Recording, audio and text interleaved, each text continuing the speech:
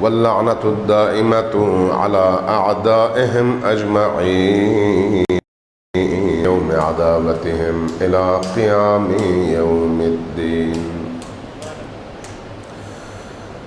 أما بعد فقد قال الرسول صلى الله عليه وآله وسلم: إن لقتل الحسين حرارة في قلوب المؤمنين لا تبرد أبدا. صلوات محمد وعلى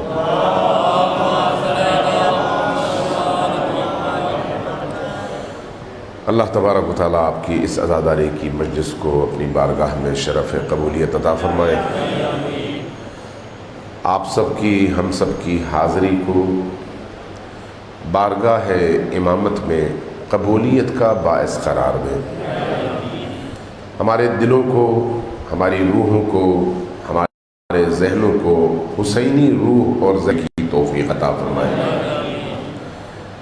عزیزان گرامی، اللہ کا یہ بہت بڑا احسان ہے، بہت بڑا کرم ہے، بہت بڑی عطا ہے. اور یہ عطا، یہ کرم، یہ احسان اس لیے نہیں ہے کہ ہم میں کوئی بات تھی، بلکہ اس لیے ہے کہ اس نے ہم ناچیز انسانوں پر کرم فرمایا اور اپنی کرم کی بارش کر دی کہ ہمارے دلوں کو محمد و آل محمد کی محبت کا مرکز بنا دیا.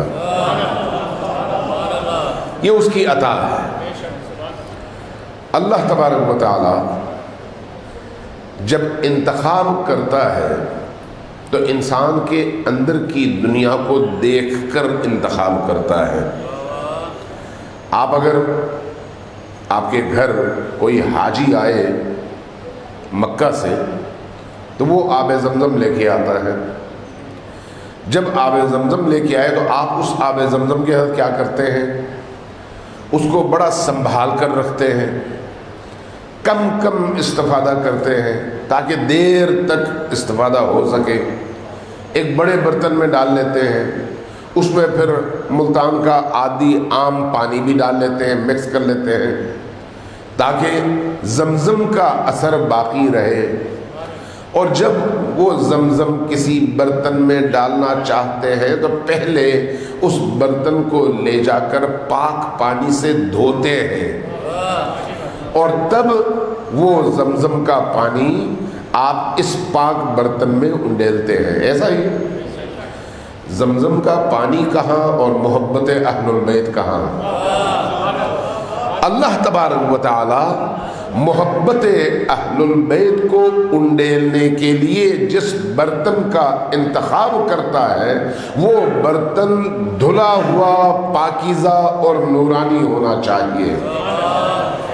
یہی وجہ ہے کہ اللہ نے آپ کا انتخاب کیا ہے. آپ کے دل پاکیزہ ہیں، آپ کی روحیں پاکیزہ ہیں.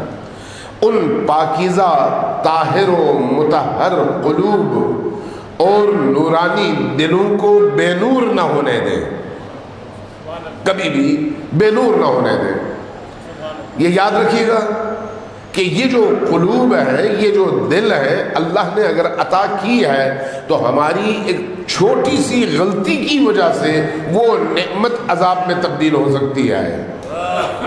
اللہ نے اتنی بڑی نعمت آپ اور ہمیں عطا کی ہے کہ ہمارے دلوں کو اہل البیت علیہم السلام کی محبت کا مرکز بنا دیا ہے. اب آپ ذرا غور کیجئے گا اپنی عملی زندگی میں، اگر کسی برتن میں آب زمزم ہو اور اس میں نجاست کا صرف ایک ذرہ قطرہ گر جائے، کیا وہ پینے کے قابل ہے یا نہیں ہے؟ نہیں ہے. اگر نہیں ہے تو پھر اہل البیت کی محبت جس دل میں ہو، اس دل میں اگر اللہ کی نافرمانی آئے، اگر اس دل میں اہل البیت کی مخالفت آئے، عملی مخالفت، چونکہ مخالفت دو طرح کی ہے، ایک یہ کہ ہم اپنے والد کو بہت پسند کرتے ہیں، ہم ہمیشہ کہتے ہیں نہیں بھائی والد پر ہماری جانیں قربان، والدہ پر ہماری جانیں قربان، لیکن جو وہ کہیں اس پر عمل نہیں کرتے، تو اس کا مطلب یہ ہے کہ عمل اور ہے، سوچ اور ہے۔ جہاں عمل اور سوچ کے درمیان فاصلہ آ جائے وہاں پر توفیق چھن جاتی ہے، وہاں پر توفیق چھن جاتی ہے۔ اس لیے کوشش کریں یہ جو نعمت اللہ نے آپ کو دیا ہے، محبت اہل البیت، مودت اہل البیت، عشق اہل البیت، اس مودت و محبت و عشق آل محمد کو سنبھال کر اس طرح سے رکھیں کہ اس عشق سے آپ کا پورا وجود سرشار ہو، اس محبت سے آپ کا پورا وجود سرشار ہو۔ شہر میں، ملک میں، جہاں آپ جائیں آپ کو چلتا دیکھ کر، آپ کو بولتا دیکھ کر، آپ کو کوئی کام کرتا دیکھ کر لوگ کہیں کہ دیکھیں یہ عاشق آل محمد جا رہا ہے۔ صلوات بھیجیے محمد و آل محمد۔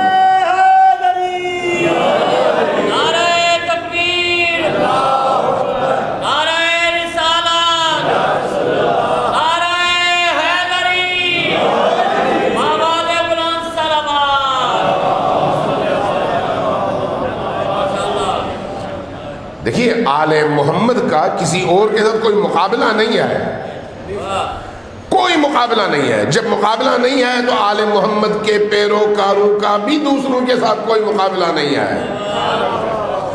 اس لیے کوئی محب آل محمد، شیعہ آل محمد یہ کہے وہ بھی یہ کرتا ہے اس لیے میں بھی کرتا ہوں، مانا نہیں رکھتا، شیطان کرتا رہے، شیطان کرے، وہ رحمانی انسان کبھی بھی نہیں کرتا۔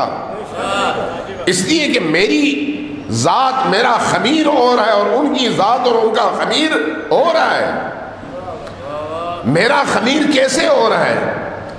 امیر المؤمنین علی ابن ابی طالب علیہ السلام نے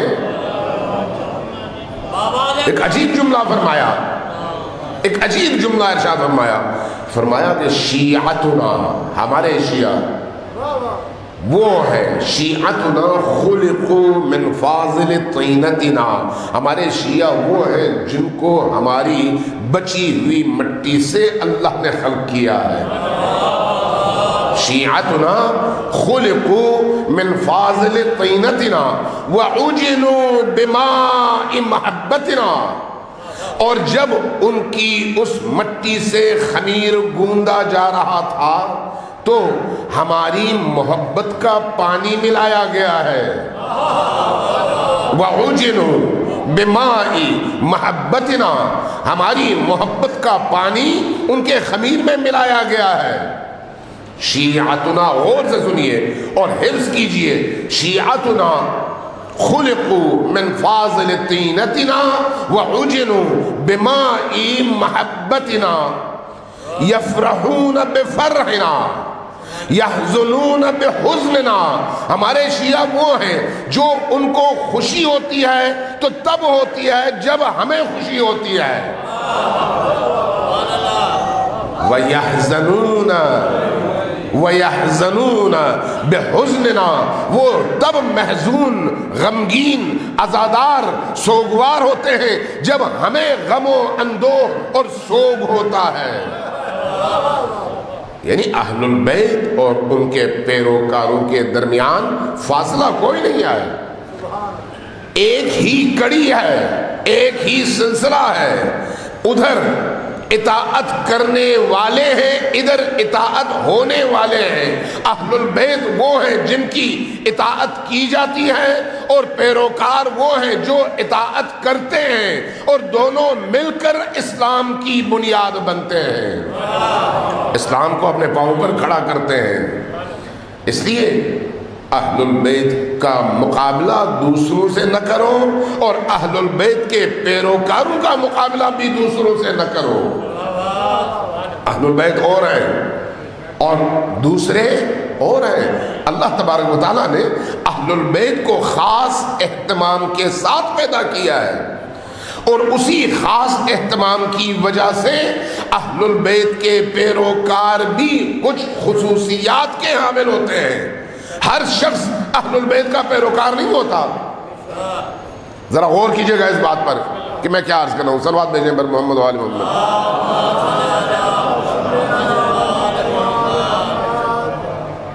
ایک دفعہ پھر صلوات بھیجیں پر محمد و آل محمد. اہل البیت کی کچھ خاص خصوصیات ہیں. پہلی خصوصیت کیا ہے؟ یطہرہم تطہیرا. انہیں اللہ تبارک و تعالیٰ نے ایسے پاک و پاکیزہ خلق کیا ہے جیسے پاک اور پاکیزہ خلق کرنے کا حق تھا. یعنی اس سے زیادہ پاک کرنا ممکن نہیں ہے، قابل تصور نہیں ہے. ورنہ اللہ کے لیے تو کوئی کام مشکل نہیں ہے.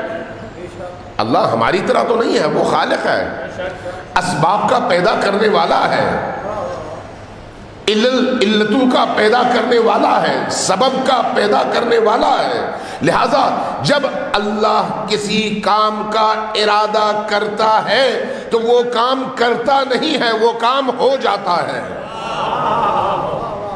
اللہ نے ارادہ کیا انما یرید اللہ لیذھب عنکم الرجس اہل البیت ویطہرکم تطہیرا. اللہ نے روز ازل میں ارادہ کیا کہ آپ اہل البیت کو اس طرح سے وہ پاک کر دے جس طرح سے پاک کرنے کا حق ہے، تو آپ پاک ہو گئے. اب کوئی نجاست آپ کو چھو نہیں سکتی اور آپ کسی نجاست کو چھو نہیں سکتے. دونوں کے درمیان اب ایک سرخ لکیر ہے، ادھر نجاست ہے ادھر پاکیزگی. اور اہل البیت انہی پاکیزگیوں کا نام ہے.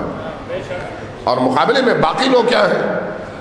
باقی لوگ وہ ہیں جن کا وجود نجس ہے، جن کی سوچیں نجس ہیں، جن کی فکریں نجس ہیں، جن کے اعمال نجس ہیں، جن کے کرتوت نجس ہیں، لیکن وہ توبہ کرتے ہیں پاک ہو جاتے ہیں، کلمہ پڑھتے ہیں پاک ہو جاتے ہیں، کوشش کرتے ہیں پاک ہو جاتے ہیں، درمیان میں پھر گناہ کرتے ہیں نجس ہو جاتے ہیں، نافرمانی کرتے ہیں نجس ہو جاتے ہیں. دوسرے انسانوں کا اس طرح سے ہے. یعنی میں اور آپ جب کوئی گناہ کرتے ہیں تو آلودہ ہو جاتے ہیں، توبہ کرتے ہیں تو پاک ہو جاتے ہیں. لیکن اہل البیت ایسے نہیں ہے، خصوصیات میں فرق ہے. اسی طرح سے اہل البیت کا جو پیروکار ہے، وہ پیروکار جب اہل البیت کا دامن تھامتا ہے معنوی اعتبار سے، تو اس کو اگر کہیں پر کوئی نجاست ٹچ کر جائے، اگر اس سے کوئی خطا سرزد ہو جائے، اگر کہیں پر وہ نافرمانی کر بیٹھے، تو فوراً توبہ کر کے اللہ کی بارگاہ میں اپنی پیشانی زمین پر رکھ کر 2 رکعت نماز توبہ انجام دے کر واپس لوٹتا ہے اہل البیت کے در پر، اور اہل البیت سے عرض کرتا ہے کہ اے اہل البیت، میری توبہ کی قبولیت بھی آپ کی وجہ سے ہے، آپ قبول کیجئے تاکہ اللہ قبول کر لے.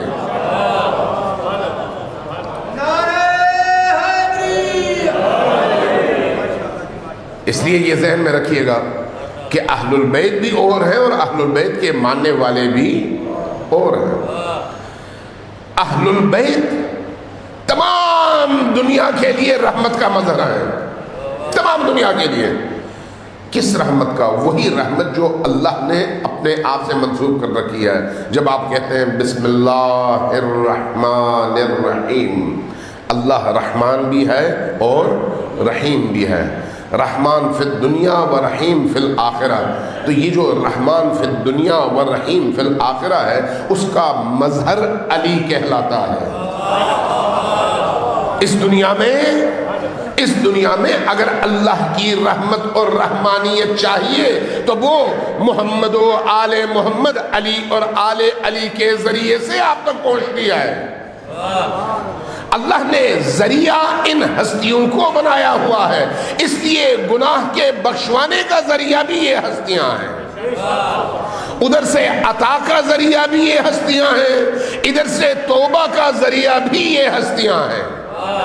آپ کی جتنی بھی ضرورتیں ہیں کچھ وہ ہیں جو تکوینی ہیں، آپ کو ہر صورت میں اللہ عطا کرتا ہے، آپ کی سانسیں آپ کو عطا کرتا ہے، آپ کی زندگی آپ کو عطا کرتا ہے، آپ کی روح کی حیات آپ کو عطا کرتا ہے، آپ کے خیالات آپ کو عطا کرتا ہے، سوچنے سمجھنے کی صلاحیتیں آپ کو عطا کرتا ہے، یہ ہر انسان کو اللہ دیتا ہے۔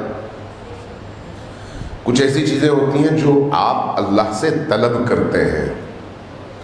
آپ نے کبھی بھی زندگی میں یہ دعا نہیں مانگی خدایا مجھے لمبی سانس لینے کی توفیق دے، کبھی مانگی آپ؟ اللہ دے رہا ہے۔ کبھی آپ نے یہ دعا مانگی ہے کہ یا اللہ مجھے دیکھنے کی سعادت دے؟ نہیں، کبھی آپ نے نہیں مانگی، مجھے یقین ہے۔ آپ ذرا سوچئے کیوں؟ اس لیے اس نے آپ کو دی ہوئی ہے اور آپ اس نعمت سے غافل ہیں جو نعمت اللہ نے دی ہوئی ہے۔ آپ نے کبھی اللہ سے یہ کہا کہ خدایا مجھے سننے کی طاقت دے؟ نہیں، اس لیے کہ آپ سن رہے ہیں، آپ کو اس نعمت کا اندازہ ہے ہی نہیں کہ کتنی بڑی نعمت اللہ نے دی ہے۔ آپ نے کبھی یہ سوچا ہے اور دعا کی ہے کہ خدایا میرے دل کو دھڑکنے کی طاقت دے؟ نہیں، کیوں؟ اس لیے کہ وہ دھڑک رہا ہے اور آپ کو اس نعمت کا اندازہ نہیں ہے کہ کتنی عظیم نعمت اللہ نے آپ کو دی ہے کہ ایک لمحے کے لیے اگر دل دھڑکنا بند کر دے تو آپ آن جہانی ہو جائیں، ادھر سے رخصت ہو جائیں، لیکن وہ دے رہا ہے اور ہمیں احساس ہے ہی نہیں۔ لیکن کچھ نعمتیں ایسی ہیں جو ہم خود مانگتے ہیں، وہ کیا ہے؟ یا اللہ مجھے بچے دے، یا اللہ مجھے پیسے دے، یا اللہ مجھے نوکری دے، یا اللہ مجھے صحت دے۔ کچھ چیزیں ایسی ہیں جو کامن ہیں، ہر انسان مانگتا ہے، دونوں کا دینے والا اللہ ہے، لیکن ذریعہ محمد و آل محمد ہے۔ واسطے فیض خدا محمد و آل محمد ہے۔ اس لیے محمد و آل محمد دوسروں سے مختلف ہے، اسی لیے کہ اللہ تبارک و تعالیٰ نے ان کا انتخاب کیا ہے اور ان کے انتخاب کے ذریعے سے، ان کے وسیلے سے انسان کو وہ مقام عطا کرتا ہے جس کا اس نے کبھی سوچا نہیں ہوتا، بشرطے کہ وہ ان ہستیوں کے دامن سے اس طرح سے چمٹ جائے کہ زندگی میں کبھی فاصلہ پیدا نہ ہو، فاصلہ پیدا نہ ہو۔ ابن قوا منافقین اور خوارج میں سے، منافقین نہیں، خوارج میں سے خارجی ہے، کوفہ میں ہے اور امیر المؤمنین سے عداوت رکھتا ہے، امیر المؤمنین کے ساتھیوں سے بھی عداوت رکھتا ہے۔ کوئی موقع ہاتھ سے جانے نہیں دیتا کہ کسی طرح سے امیر المؤمنین اور ان کے ساتھیوں پر کوئی طعن کرے، کوئی تشنیع کرے، کوئی برا بھلا کہے، کوئی ایسا کام کرے جس سے ان کو تکلیف ہو۔ مسجد کے باہر کھڑا تھا، اچانک دیکھا کچھ امیر المومنین کے ساتھیوں نے جو حکومتی سپاہی ہیں ایک نوجوان کو پکڑا ہوا اور اندر لے کر گئے۔ دیکھا یہ نوجوان تو علی کا بڑا چہیتا ہے، بڑا چہیتا ہے، لیکن سپاہیوں نے اس کو پکڑا ہوا ہے اور پکڑ کے اندر لے جا رہے ہیں۔ کچھ دیر کھڑا رہا، اندر سے رونے چیخنے کی آوازیں آئیں۔ اس کے بعد دیکھا یہ نوجوان باہر آیا، باہر آیا کیا دیکھا؟ اس کی یہ جو ہاتھ کی 4 انگلیاں ہیں یہ کٹی ہوئی ہیں۔ ابن قوا نے پوچھا اے جوان یہ کیا ہے؟ کہا کہ مجھ سے خطا ہوئی تھی، میں نے ایک چوری کی تھی، چوری میں نے اپنی مجبوری کی وجہ سے کی، لیکن بہرحال چوری تھی، اس لیے مجھے سزا ملی ہے۔ ابن قوا کو موقع مل گیا، کہا اوہ تم تو علی کے بڑے شیعہ تھے۔ کہا ہاں۔ تو کہا تو تمہاری یہ انگلیاں کس نے کاٹی؟ ذرا سوچئے، علی کا موالی ہونا اور علی سے عشق کرنا قیمت مانگتا ہے، قیمت مانگتا ہے۔ کیا ایسا ہے کہ جب آپ کے دل میں عشق علی ہو اور آپ کے کسی جرم کی سزا کے طور پر علی آپ کی گردن کاٹے تو آپ راضی بھی ہوں؟ آپ راضی بھی ہوں؟ یہ بڑا مشکل مرحلہ ہوتا ہے۔ کہا اچھا یہ بتاؤ تمہاری یہ انگلیاں کس نے کاٹی؟ سمجھ گیا جوان کہ یہ اب علی سے میری محبت کو چیلنج کر رہا ہے۔ کہا بتاؤ کس نے کاٹی؟ کہا ہاں بتاؤ۔ کہا میری انگلیاں اس نے کاٹی جو زمین پر اللہ کی حجت اور خلیفہ ہے، میری انگلیاں اس نے کاٹی جو اللہ کے ارادوں کا مظہر ہے زمین کے اوپر، میری انگلیاں اس نے کاٹی جو امام المشرق والمغرب ہے، امام المشارق والمغارب ہے، جو شفیع الجنہ ہے، جو اللہ اور بندوں کے درمیان فیض کا واسطہ ہے۔ یہ باتیں سنی ابن قوا نے، توقع یہ تھی کہ وہ دو چار سنائے گا حضرت علی کو کہ بھئی حضرت علی نے میری بھی انگلیاں کاٹی، میں تو ان کی پارٹی کا آدمی تھا۔ دیکھا کہ نہیں، انگلیاں کٹوانے کے باوجود دل عشق علی سے لبریز ہے۔ یہ ہوتا ہے شیعہ علی۔ سر جھکایا نکل گیا، یہ جوان بھی اپنے گھر چلا گیا۔ رات میں امیر المؤمنین نے قمبر کا ہاتھ تھاما، کہا کہ قمبر چلو اس جوان کے گھر چلتے ہیں۔ جوان کے گھر پہ دستک دی، دروازہ کھلا، جیسے ہی دیکھا امیر المؤمنین تشریف لائے ہیں، بڑا پریشان بھی ہوا اور خوش بھی۔ یا امیر المؤمنین آپ؟ کہا کہ ہاں تمہارے گھر مہمان ہونے آئے ہیں، اندر تشریف لائیے۔ بٹھایا۔ امیر المؤمنین نے اس جوان سے پوچھا، اے جوان تم ہمارے محب ہو یا نہیں؟ کہا جی یا امیر المؤمنین میں آپ کا محب ہوں۔ ہمارے شیعہ ہو یا نہیں؟ جی یا امیر المؤمنین ہم آپ کے شیعہ ہیں۔ تو کہا پھر ہمارا شیعہ اور برائی کرے، ہمارا شیعہ چوری کرے، ہمارا شیعہ کسی اور کے حق پہ ڈاکہ ڈالے، ہمارا شیعہ بد زبان ہو، ہمارا شیعہ نگاہوں کا برا ہو، ہمارا شیعہ دل کا برا ہو، ہمارا شیعہ نہیں ہو سکتا، تم ہمارے شیعہ تھے، تم نے کیوں یہ کیا؟ جب یہ کہا تو شرمندہ ہوا، گریہ کیا، کہا یا امیر المؤمنین کافی دنوں سے میرے پاس کچھ نہیں تھا، کھانے کو کچھ نہیں تھا، پینے کو کچھ نہیں تھا، مجبوراً میں نے چوری کر لی، لیکن چوری کے بعد مجھے احساس ہوا کہ میں نے بہت غلط کیا ہے، اس لیے گرفتاری بھی میں نے خود دی تاکہ مجھے سزا ملے اور میں گناہ سے پاک ہو جاؤں۔ ذرا دیکھیے امیر المومنین کا شیعہ کیسے ہوتا ہے۔ کہا کہ اس لیے خود دی۔ کہا اچھا بتاؤ آگے آئندہ ایسی حرکت تو نہیں کرو گے؟ فرمایا، عرض کیا یا امیر المومنین اگر ایسی حرکت کرنی ہوتی تو میں خود کیوں گرفتاری دیتا، میں آئندہ کبھی ایسی حرکت نہیں کروں گا۔ فرمایا کہ جاؤ اپنی وہ کٹی ہوئی انگلیاں واپس لے آؤ۔ وہ کٹی ہوئی انگلیاں واپس لے آئے، اس کٹے ہوئے ہاتھ کے ساتھ ان انگلیوں کو جوڑا، اوپر اپنی عبا رکھی، ہاتھ پھیرا، دعا مانگی، وہ ہاتھ پہلے کی طرح سے جڑا ہوا صحیح سالم ہو گیا۔ امیر المؤمنین علی ابن ابی طالب کے شیعہ کا مطلب کیا ہے کہ علی جیسی روش اور پاکیزہ زندگی اپناؤ اور کہیں پر لڑکھڑا جاؤ تو وہاں پر بھی علی کا دامن پکڑ لو۔ علی کا دامن پکڑو گے تو نجات پا جاؤ گے۔ علی کی تابعداری کا مطلب ذاتی زندگی کا پاکیزہ ہونا ہے۔ یہ نہیں ہو سکتا کہ انسان سٹے لگائے، اپنی مرضی سے زندگی گزارے، اپنی مرضی سے، علی کی مرضی سے نہیں۔ کیسے ہو سکتا ہے؟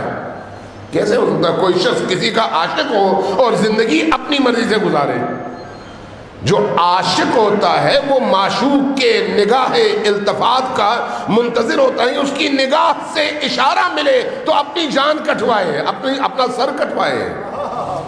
عاشق تو ایسے ہوتا ہے، محب تو ایسے ہوتا ہے۔ آپ نے دیکھا ہوگا آج کی دنیا میں بھی آپ کے لیے لوگ، یہ جو بڑے بڑے انڈسٹریلسٹ ہیں، بڑے بڑے سرمایہ دار ہیں، یہ کیا کرتے ہیں؟ آپ کے لیے رول ماڈل تراشتے ہیں۔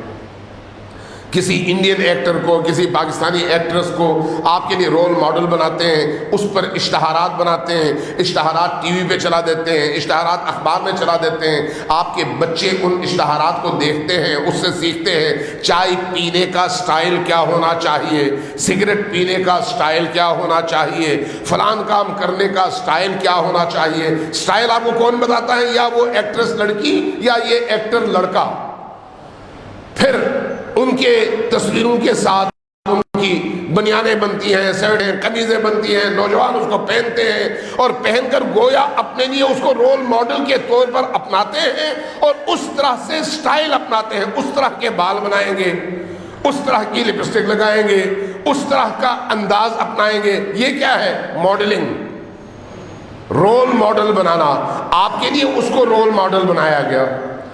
ادھر تو ہم اس حد تک اپنے اس رول ماڈل کو فالو کرتے ہیں، ادھر اللہ نے علی اور آل علی کو ہمارے لیے رول ماڈل بنایا۔ پیدائش سے لے کر موت تک زندگی کیسے گزارنی ہے علی کو دیکھو، دشمن سے مقابلہ کیسے کرنا ہے علی کو دیکھو، دوستوں کے ساتھ کیسے بیہیویئر کرنا ہے علی کو دیکھو، والدین کی خدمت کیسے کرنی ہے علی کو دیکھو، دین کی خدمت کیسے کرنی ہے علی کو دیکھو، عبادتیں کیسے کرنی ہے علی کو دیکھو، نماز کیسے پڑھنی ہے علی کو دیکھو، جہاد کیسے کرنا ہے علی کو دیکھو، صدقہ کیسے دے علی کو دیکھو، خانہ کعبہ کا طواف کیسے کرنا ہے علی کو دیکھو، معصوم اور یتیم بچوں کی کفالت کیسے کرنی ہے علی کو دیکھو، ہمسائے کا خیال کیسے رکھنا ہے علی کو دیکھو۔ اس رول ماڈل کو ہم نے کیسے اپنایا؟ اللہ نے رول ماڈل بنایا، اور رول ماڈل بھی ایسا جو زمانے کے ساتھ ساتھ پرانا نہیں ہوتا، ہمیشہ نیا رہتا ہے۔ یہ جو سرمایہ دار بناتے ہیں، یہ 10 سالوں میں اس کی رنگ رنگت ساری ختم ہو جاتی ہے، اس کی ماڈلنگ ختم ہو جاتی ہے، پھر نیا رول ماڈل تلاش کرتے ہیں۔ لیکن اللہ نے وہ رول ماڈل دیا ہے جو اپنی پیدائش سے لے کر تا قیام قیامت ہر دور میں، ہر سرزمین میں، ہر زمانے میں، ہر انسان کے لیے رول ماڈل ہے۔ ہم نے کس حد تک اس رول ماڈل کو اپنایا؟ کوئی شخص چرس پیتا ہے، کہتا ہے یا علی، علی نے چرس پی ہے، نعوذ باللہ من ذالک۔ کوئی شخص گندے کپڑوں میں رہتا ہے، یا علی، کیا علی گندے کپڑوں میں رہے؟ علی کہتے ہیں روز نہاؤ، علی کہتے ہیں اپنے آپ کو پاکیزہ رکھو، اس لیے کہ یہ جو طہارت اور پاکیزگی ہے یہ ایمان کی علامت ہے، اور علی کل ایمان ہے۔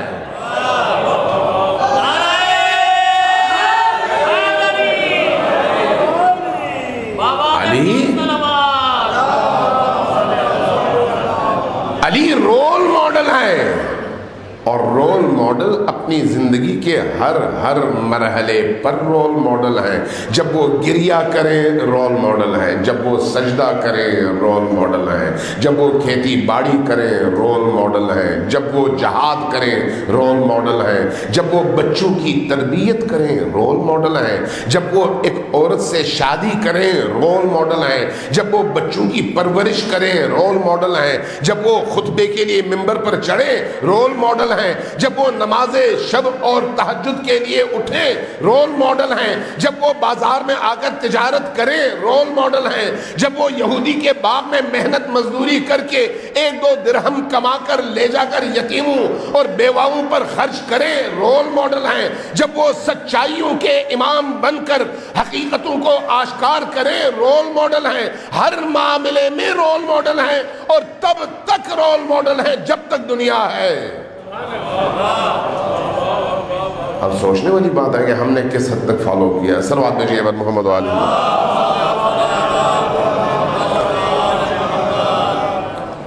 ایک دفعہ پھر صلوات بھیجیے بر محمد و آلہ۔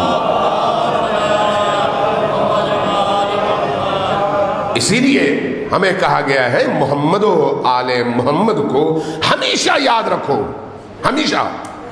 یہ صرف اس وقت کے لیے نہیں ہے جب ہم کسی مصیبت اور مشکل کا شکار ہو تب کہیں یا علی، نہیں، اٹھتے ہوئے یا علی، بیٹھتے ہوئے یا علی، سوتے ہوئے یا علی، اٹھتے ہوئے یا علی، میدان میں نکلتے ہوئے یا دشمن کے مقابلے میں جاتے ہوئے یا علی، اور ابلیس کا مقابلہ کرتے ہوئے یا علی، اپنی خواہشات نفسانی کے مقابلے میں کھڑے ہوتے ہوئے یا علی۔ یا علی ہر مرحلے پر ہماری مدد کرتے ہیں،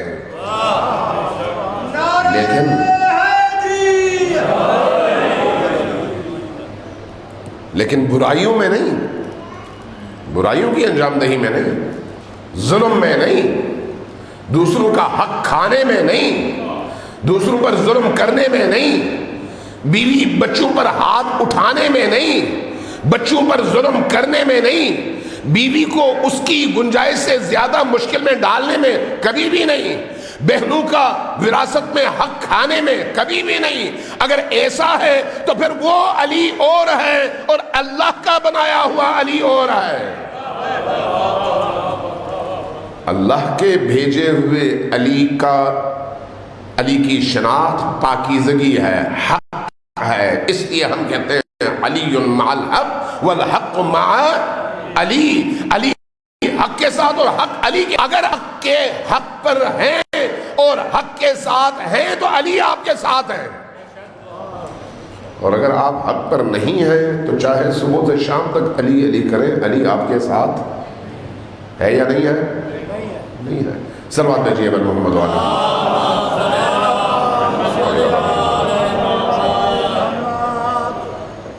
एक दफा फिर सलवात भेजिए मोहम्मद वाले। अजीज़ान गिरामी, मजालिस हुसैनी का मकसद क्या है? दिल को जिंदा रखना। अगर ये मजालिस ना हो तो दिल मर जाता है। दिल फिजिकली नहीं मरता, मेडिकली नहीं मरता। मेडिकली दिल मर जाए तो इंसान मर गया, उसको आपने कब्र में उतार दिया। लेकिन बाज़ औक़ात दिल मेडिकल और फिजिकली जिंदा होता है लेकिन रूह के एतबार से मर चुका होता है। बदन मेडिकली तिब्बी एतबार से डॉक्टरों के कहने के जिंदा होता है लेकिन अल्लाह के एतबार से मर चुका होता है।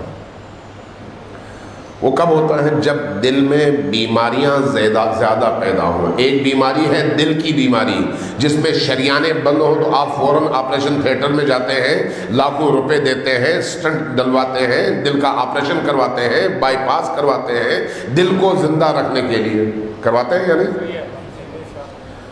एक दफ़ा दिल में मादी बीमारी पैदा नहीं होती, दिल में कचरा पैदा हो जाता है, दिल में कालक पैदा हो जाती है, दिल में तारीकी पैदा हो जाती है, दिल के अंदर जुल्म करने का एहसास बढ़ जाता है और इंसान का दिल बुराइयों की तरफ मैलान उसमें बढ़ जाता है। नतीजतन अब नेकियों में उसको मज़ा नहीं आता, बुराइयों में उसको मज़ा आता है, जुल्म में उसको मज़ा आता है। नेकियों की महफिल में जाते हुए उसको कदूरत महसूस होती है और बुराइयों की महफिलों में उसको लज्जत महसूस होती है। बुरे लोगों के साथ बैठकर वो खुशी महसूस करता है, अच्छे लोगों के साथ बैठकर बोझ महसूस करता है। ये वो तमाम अलामतें हैं जो दिल के उस मरीज के लिए हैं जिसका दिल मेडिकली जिंदा है, रूहानी तौर पर मरा हुआ है। मेडिकली जिंदा हो तो आप जाके डॉक्टर से स्टंट डलवाते हैं, लेकिन रूहानी एतबार से मरा हुआ तो फिर आप कहाँ जाएंगे? फिर आप कहाँ जाएंगे? उसके लिए ज़रूरी है कि आप अली की बारगाह में जाकर अली से कहें कि मौला ये दिल आपका, मैं भी आपका, इस दिल को पाक कीजिए ताकि मैं आपका हो जाऊं। चूंकि दिल की इस कालक के साथ मैं आपके जितने भी करीब आऊं मैं दूर हो जाता हूं। आपने मैग्नेटिस देखी है? मैग्नेटिस, मैग्नेट कई शक्लों में है। अगर एक ही मैग्नेट को आप दरमियान से दो हिस्सों में तकसीम कर दें, कभी तजुर्बा कर लें, दो हिस्सों में तकसीम कर लें, दो हिस्सों में तकसीम करने के बाद अगर उनको एक दूसरे के उल्टा रख दें तो एक को करीब लाएंगे तो दूसरा दूर भागेगा, दूसरे को करीब लाएंगे तो पहला दूर भागेगा। सीधा रख दें तो फिर जैसे ही करीब लाएंगे दूसरा चिमट जाएगा, ये भी चिमट जाएगा। लगेगा है नहीं कि दो हिस्से हैं, बल्कि लगेगा एक ही है। अली और अली के मौलाइयों के दरमियान अगर अमल उल्टा हो जाए तो दोनों एक दूसरे से भागते हैं। तवज्जो है मैं क्या कह रहा हूं? अगर अमल उल्टा हो, जो अली करे मैं उसका उल्टा करूं, तो फिर जैसे ही हम करीब आने की कोशिश करेंगे मौला हमसे दूर भागेंगे और हम भी मौला से दूर भागेंगे। लेकिन जैसे ही अपने आप को सीधा कर लें और अली के मुताबिक कर लें तो फिर अली करीब आएंगे तो हम भी करीब जाएंगे, हम करीब जाएंगे तो वो भी करीब आएंगे। ये इंसानी जिंदगी है, इंसानी जिंदगी है। इसलिए इसको समझने की ज़रूरत है कि हमने कैसे आइम्मा के करीब जाना है। आइम्मा के करीब जाने के लिए वो काम करना है जो आइम्मा ने किया है, वो काम छोड़ना है जो आइम्मा ने छोड़ा है। ما आताकुमुर रसूल फखुज़ूहु वमा नहाकुम अन्हु फंतहु। जिस चीज़ को मजबूती से पकड़ने का अल्लाह ने हुक्म दिया है, रसूल तुम्हारे पास लेकर आए हैं और कहा है कि ये करो, उसको मजबूती से पकड़ो, और जिससे रोका उससे मजबूती से अपने आप को रोको और उसके करीब भी न जाओ। किसका हुक्म है? कुरान का। कुरान किसकी किताब है? अल्लाह की। अल्लाह की किताब और अली के दरमियान क्या ताल्लुक है? अल्लाह की किताब की असल रूह अली है और अली का पूरा कलाम कुरान है। अली जो कुछ कहते हैं वो कुरान के मुताबिक है और कुरान जो कुछ कहता है वो अली की जिंदगी के मुताबिक है। दोनों एक सिक्के के दो रुख हैं, जुदाई दोनों के दरमियान कोई भी नहीं है। सल्लल्लाहु अलैहि मोहम्मद वाले मोहम्मद।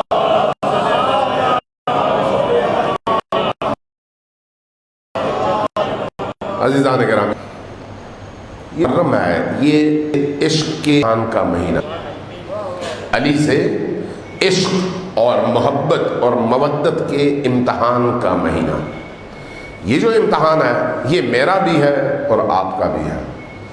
पहला तो ये है, क्या हम रो कर निकल जाएं तो इम्तहान में हम कामयाब हुए? नहीं, सिर्फ रोना काफ़ी नहीं है।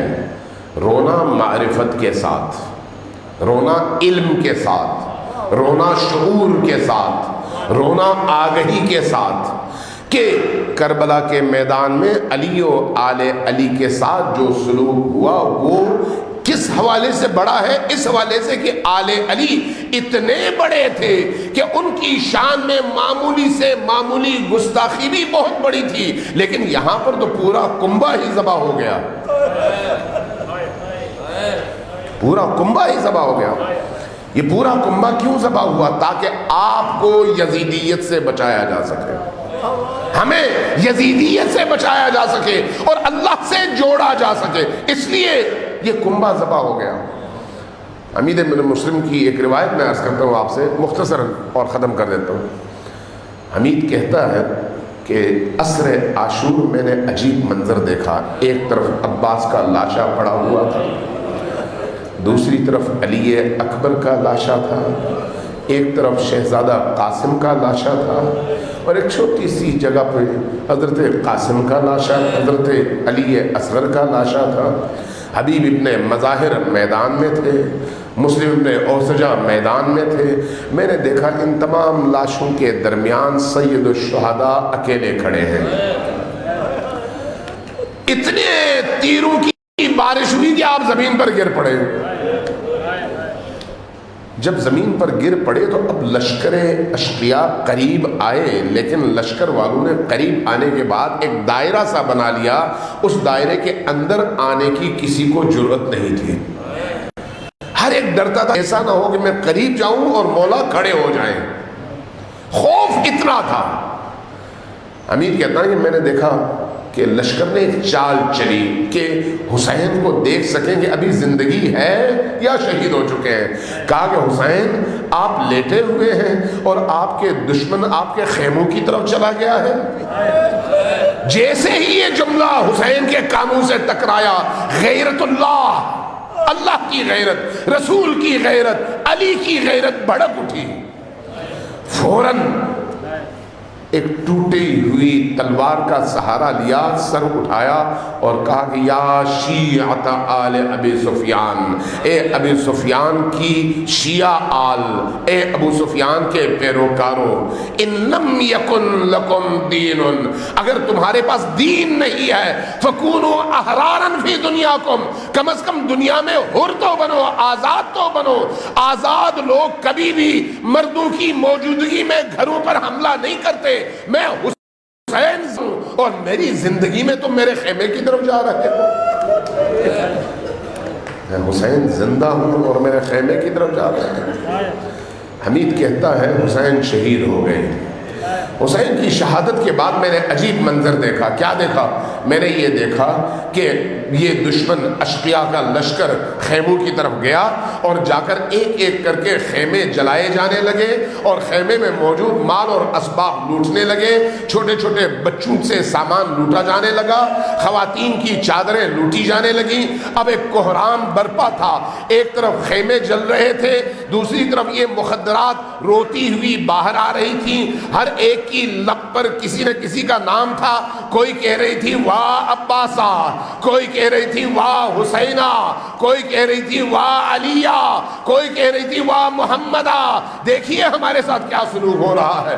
ایسے میں کہتا ہے میں نے دیکھا ایک خیمہ ہے، اس خیمے میں کوئی موجود ہے اور ایک خاتون باہر کھڑی ہے، کبھی اندر جاتی ہے کبھی باہر آتی ہے، مضطرب ہے، پریشان ہے، قد اونچا ہے، کبھی خیمے کے اندر جاتی ہے کبھی سر جھکا کے نکلتی ہے لیکن بھاگتی نہیں ہے. آگ ابھی خیمے تک پہنچی نہیں ہے. میں نے پوچھا یہ خاتون کون ہے اور یہ خیمہ کیسا ہے؟ کہا کہ یہ خاتون علی کی شیر دل بیٹی زینب ہے.